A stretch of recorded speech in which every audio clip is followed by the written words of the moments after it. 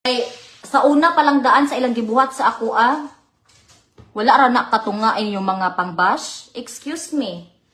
Excuse me. Wala ra na katunga day. Okay. Maghisgot ta sa 500,000. Unsa iyang giingon? 500,000 yung pinakadako nga gipada sa Pilipinas.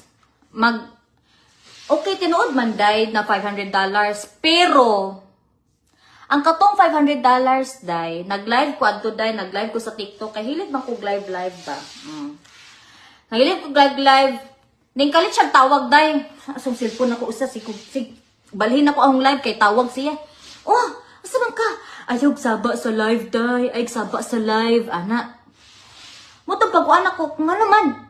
Giaway nag-away mi sa kong bana day kay imbis 10,000 pesos day, ang nasend ako day $10,000 day.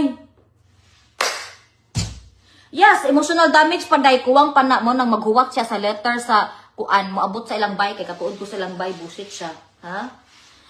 Human na siya nga daw pa pud king nga tumuging